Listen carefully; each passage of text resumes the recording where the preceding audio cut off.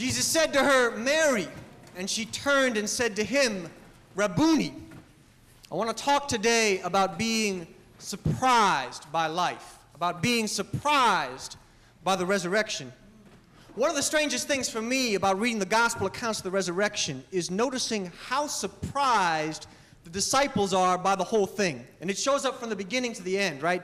When the women disciples first arrive at the tomb and they see it empty, they're astounded, right? And when people begin showing up, the angels begin showing up, they have all these questions. Where have you taken my Lord's body? What has happened? They're kind of astounded. And when they learn that he's been raised, they go back to the male disciples and they tell them. And we're told the male disciples think it's some kind of like idle, random gossip they're saying. They don't believe it. They're surprised. And even when Jesus appears to them over the course of the next several days, Jesus appears to his disciples, they see him face to face. And they don't recognize him at first. It's like they can't wrap their heads around what's happened. They are surprised.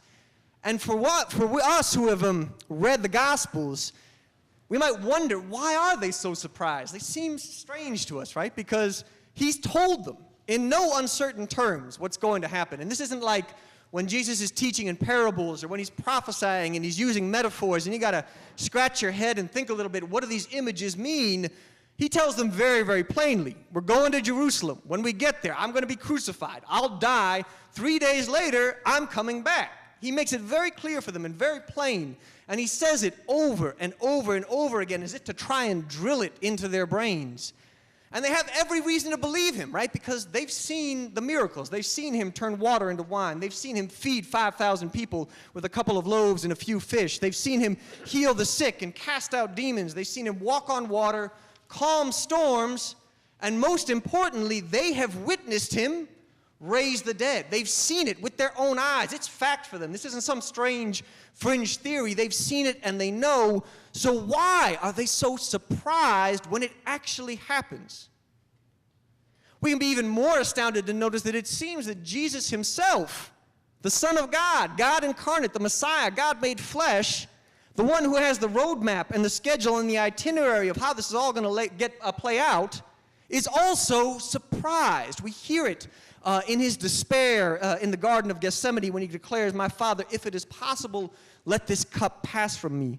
We hear it when he announces on the cross, my God, why have you forsaken me?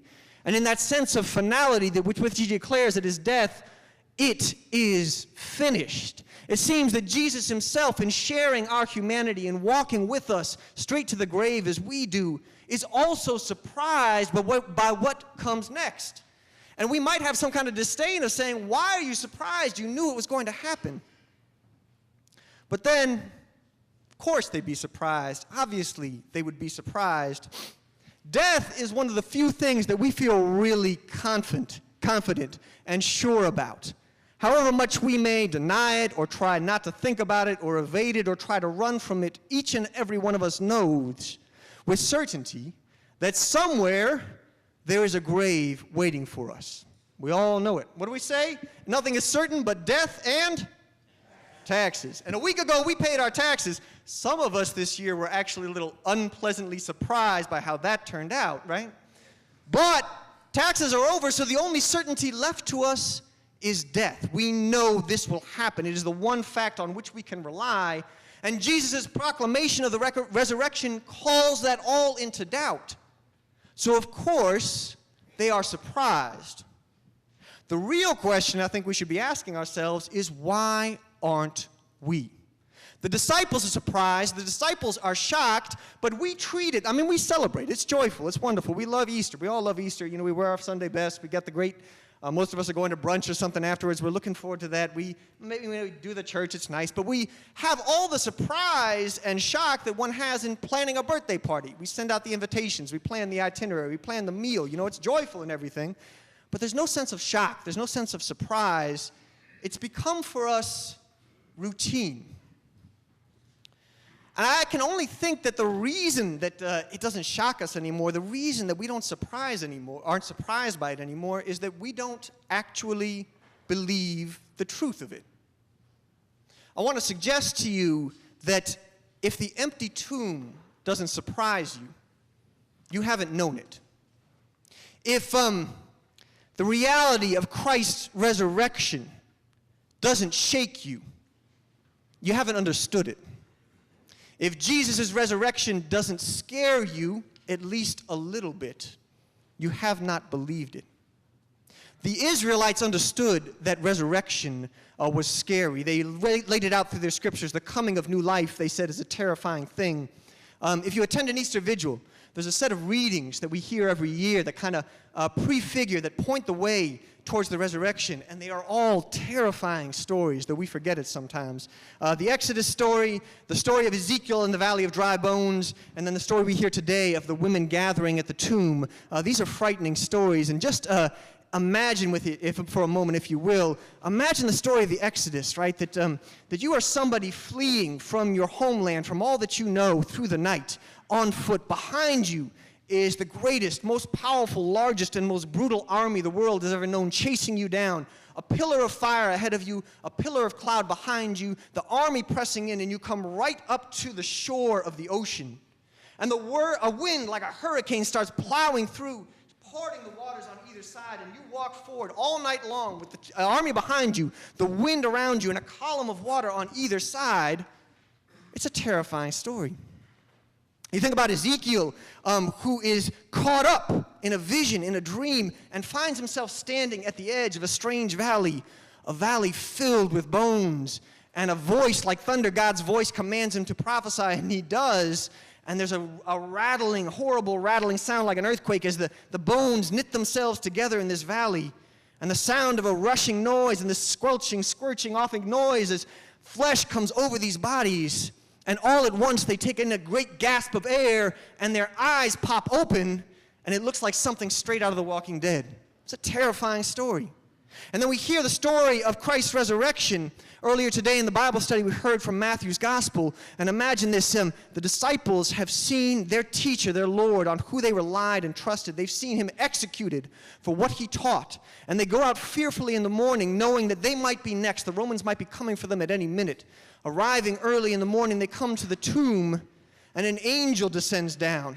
And we're told his face shines like lightning. And there's the sound of an earthquake. And the two Roman guards, these two fearsome Roman guards of whom they're terrified, fall down in a seizure as if they're dead. And the angel steps down and tosses that big rock away like it's a baseball or something. And then he says to the disciples, "Don't be afraid," which is laughable if you think about it. Just like in that moment, right? Don't be afraid. It's absurd. I feel confident at least one of the disciples, and I'm thinking it was probably Mary Magdalene, had to laugh in spite of their fear in that moment. Because if I was standing there and the angel told me, "Don't be afraid," right? I'd be like, "I'm sorry, let me go change my shorts first and then come back because I was terrified in this moment."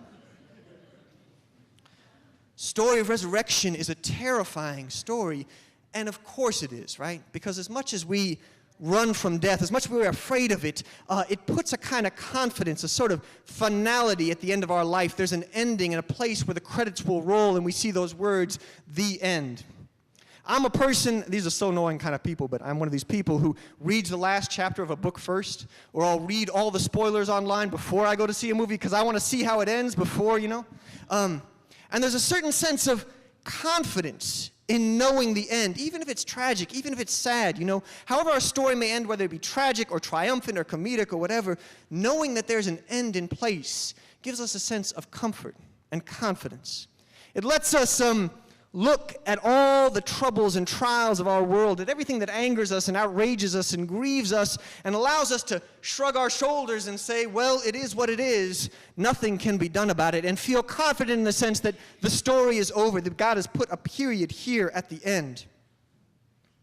The promise of the resurrection is that the game is still afoot, that the ball is still in play, that all of our choices matter terribly because the outcome is still uncertain. Life, the promise of new life, is surprising and startling and frightening. I heard a testimony once, and I want to share it with you, and you may have heard it before. I often share it on Easter Sunday because, for me, it is the clearest picture I've ever heard of what resurrection really looks like. Years ago, back when I was in San Francisco, our cathedral was hosting a celebration of all of the ministries in the diocese that cared for people who were HIV positive. And at the service, a layperson gave the sermon, and he himself was HIV positive. He had been diagnosed in the very early days of the epidemic, when doctors still didn't quite even know what this disease was, and there was no treatment for it. And once they said you had it, that was a death sentence, and one with not a long period ahead of it. So this man got this death sentence and saw his health beginning to fail, and he was saddened, and he talked about that and the pain and the uncertainty and the fear, but he talked about making his peace with that moment and saying, okay, I've only got these few months left. And as he was getting more and more sick, he had full-blown AIDS, he was feeling all the effects of it, he had gotten a number of secondary infections.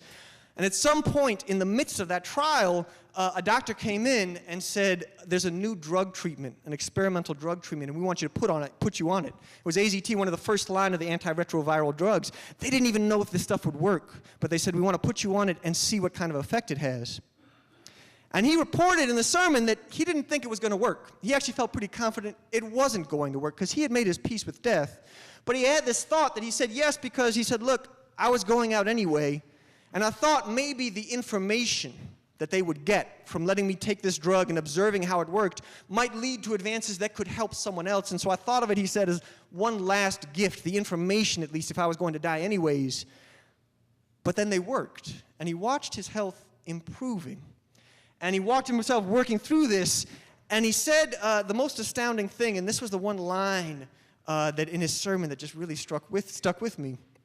He said, when the doctor had come in the first time, when I found out I was infected, when the doctor came in and told me I was going to die, he said, my heart was broken.